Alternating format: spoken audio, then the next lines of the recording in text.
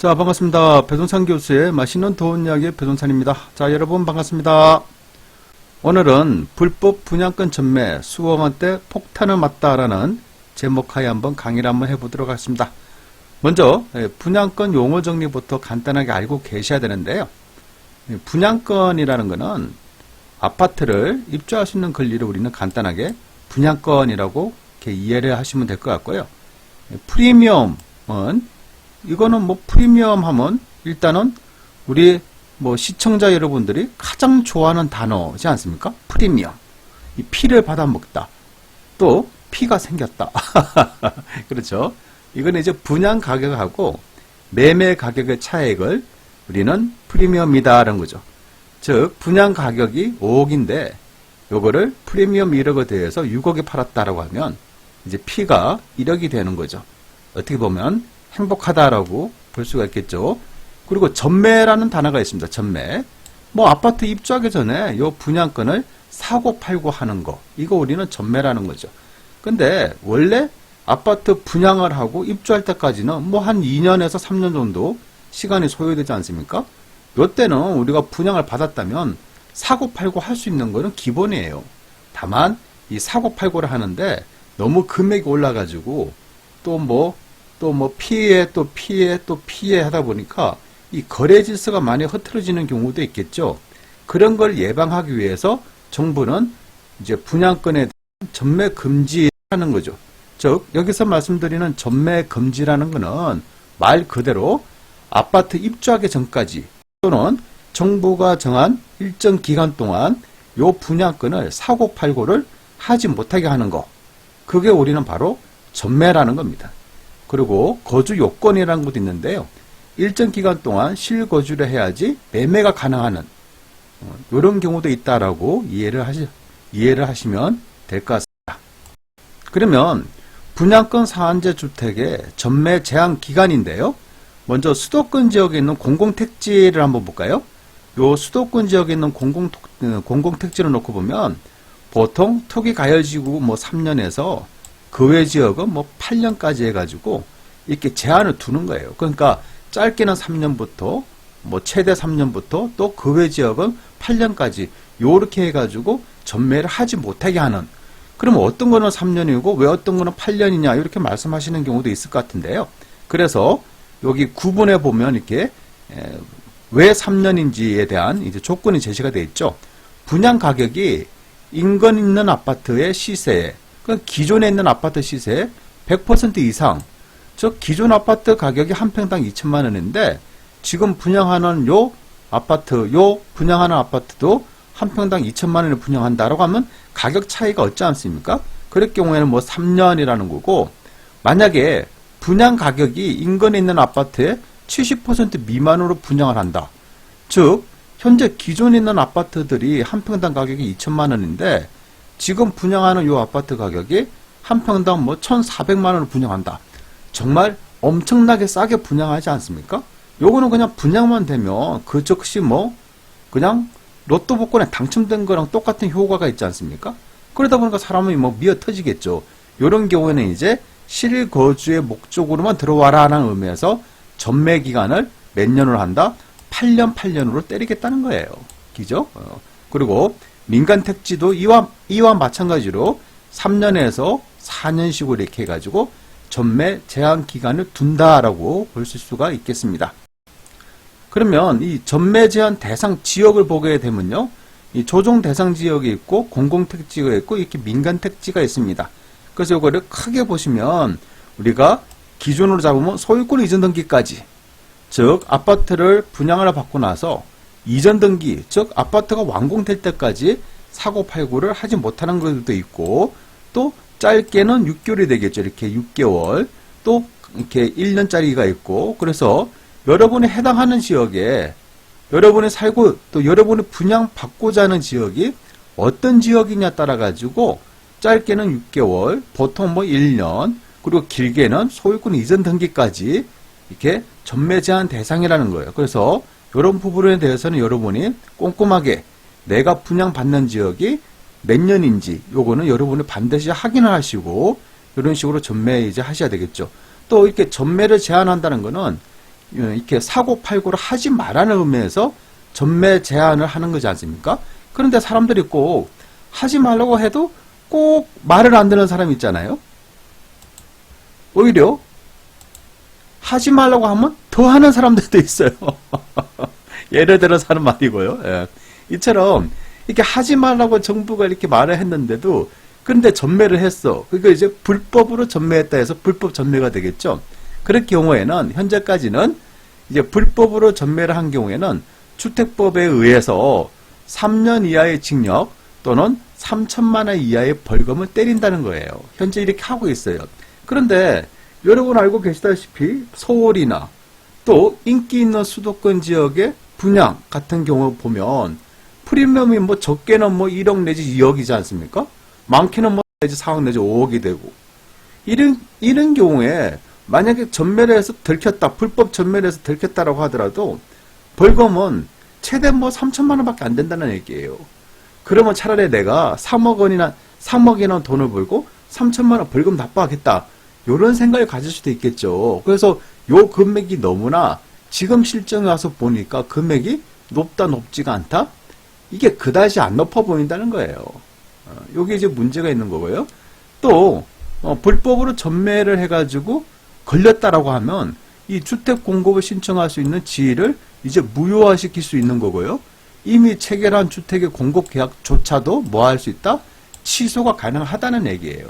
이제 3월 19일부터는 개정된 주택법에 의해서 요 법이, 즉 불법으로 전매한 경우 이 법이 더 강화됐다는 거예요. 그래서 기존에 3년 이하의 징역 그리고 3천만 원 이하의 벌금에서 이제는 불법 수입으로 1,000만 원 이상 되는 금액이 발생 시에는 그 1,000만 원 이상 되는 그 금액에, 중요한 거는 1,000만 원 금액 아니죠? 그 금액의 몇 배를, 3배를 벌금으로 때리겠다는 거예요. 예를 들어서 내가 프리미엄을 3억을 받았다. 그 프리미엄을 3억을 받았는데 그 3억 그 금액에 3배를 때린다는 거예요. 그러면 9억이 된다는 얘기예요. 기죠? 그러면 프리미엄 금액이 만약에 5억이었다라고 하면 그 프리미엄 금액 5억, 불법 전매를 하지 말라고 했는데 했어. 그러면 5억이라는 금액의 3배, 15억을 이제 벌금으로 때리겠다는 얘기예요. 참 무섭게 바뀌었죠. 또 강력하게 바뀌었다라고 이제 생각을 할 수가 있을 것 같아요. 그리고 주택 공급을 신청하는 지위를 무효로 하는 거고, 또 공급 계약을 취소하는 거는 뭐 기존 거하고 동일하죠. 다만 또 변경된 내용이 주택 사업자가 수집한 개인 정보를 목적 외로 사용하실 경우, 그래 주택 사업자, 우리가 뭐 아파트를 뭐 청약받기 위해서 뭐 주민등록 동본을 뭐 제출하고 그러지 않습니까? 그런 개인들의 이러한 개인 정보를 그냥 청약 외의 목적으로 뭐 공인중개사들한테, 딴 사람들한테 나에 대한 데이터를 뿌렸어. 그러면 벌금이 3천만 원이는데 이제 앞으로는 5천만 원으로 바꾼다는 얘기예요. 그리고 고의 부실 설계나 시공으로 인하여 입주민들한테, 즉 입주자들한테 피해가 갔을 경우에는 그 피해가 갔을 경우에는 2년 이하의 징역 또는 2천만 원 이하의 벌금에서 3년 이하의 징역과 3천만 원 이하의 벌금으로 이제 확대됐다는 거죠. 그래서 이런 식으로 정부는 이제 3월 19일부터 개정된 주택법에 따라서 이제 진행을 한다는 겁니다. 마지막으로 제가 여러분들한테 말씀드릴 수 있는 거는요, 이 불법으로, 사람이 그렇잖아요. 하지 말라고 하면 안 해야 된다. 이게 뭐 좀 중요한 건데, 아무튼 뭐 불법으로 지금까지는 뭐 사고팔고를 했지 않습니까? 거기다가 또 불법으로 또 다운 계약서를 또 작성하는 경우들도 좀 많이 있었고, 또 이런 경우도 있었죠. 또 하지 말라는 경우를 이렇게 하는 경우도 있었죠. 그런데 이렇게 해가지고 나는 프리미엄을 받아서 다 끝났다라고 생각하는 그 시점에 이제 입주할 시점 되면 또 문제가 또 발생될 수도 있어요. 매도인이 갑자기 나타나가지고 우리가 계약한 거는 불법으로 전매를 했잖아. 따라서 나 이거 신고할 거야. 그러니 너는 나한테 추가 금액을 줘라고 말하는 경우도 발생이 되고 있죠. 즉 총 프리미엄 5천만 원 받았는데 여기 2년 6개월 지난 뒤에 입주할 때 보니까 이 프리미엄이 갑자기 2억이 됐다는 거예요. 그러면 매도하신 분 입장에서는 나는 5천만 원밖에 못 받았는데 그걸 불법으로 산 사람은 프리미엄 2억이야. 어떻게 보면 기분 나쁠 수도 있죠. 뭐 기분 나쁘다는 표현보다는 좀 배가 아프다? 그렇죠? 맞아요. 배가 아프다는 표현이 더 맞을 것 같네요. 그러면 에라 모르겠다. 아니 내가 불법을 해가지고 5천만 원 받았는데 너 2억이나 됐잖아. 나 신고하겠어. 그러면 이거 공급계약 취소야. 이 매매계약 취소야. 이런 식으로 뭐 협박 아닌 협박, 또 공갈 아닌 공갈이 또 칠 수도 있겠죠. 그러면 이거를 참 이 부동산을 산 그 사람 입장이라면 이거 좀 어떻게 해야 될까요? 복잡해지죠. 또 매수인이 불법 전매를 하고 난 뒤에 입주할 시점에 또 추가 금액을 요구하는 경우도 있죠. 요 경우는 어떤 경우냐니까 내가 프리미엄을 5천만 원 주고 2년 전에 프리미엄 5천만 원 주고 샀어요. 분양권을. 근데 부동산 경기가 안 좋아가지고 요 프리미엄이 입주할 때 되니까 프리미엄이 아예 없어. 즉 내가 살 때는 피가 5천만 원 있는데 내가 입주할 때 보니까 이제 피가 없다는 거예요. 그러면 이제 매수인이 이제 또 매도인한테 아니 이거 불법 전매 기간에 내가 나한테 프리미엄 주고 샀잖아. 그런데 그 당시에 이거 사고 팔면 안 되는데 사고 팔았잖아. 당신 불법 행위했어. 나 이거 신고할 거야. 요렇게 나오는 경우도 있다니까요. 그러면 어때요, 여러분? 아니 난 팔고 나는 땡인 줄 알았더만은 또 머리가 아파지죠. 요런 경우가 또 발생이 될 수도 있다는 거예요. 실제적으로 발생이 되고 있고요. 또 실제적으로 대법원 판례 같은 거 뒤져보면 요런 케이스들이 있다 없다? 비일비재하다라고 볼 수도 있겠죠. 또 어떤 경우는 이제 돌고 도는 거예요. 원분양자가 A인데 A가 B한테 팔고 B가 C한테 팔고 C가 D한테 팔은 거예요. 원 분양에서 프리미엄이 3천만 원인데 3천만 원에서 7천만 원, 7천만 원에서 1억, 1억에서 1억 5천, 맨 마지막 2억에 팔았어. 근데 이게 전매하면 안 되는 기간 내에 이거 사고 팔고를 했어요. 말 그대로 중간에서 이게 사고 팔고 하면 안 되는데 말 그대로 중간에서 공인중개사가 이제 불법 행위를 이제 중개를 해가지고 막 키운 거지.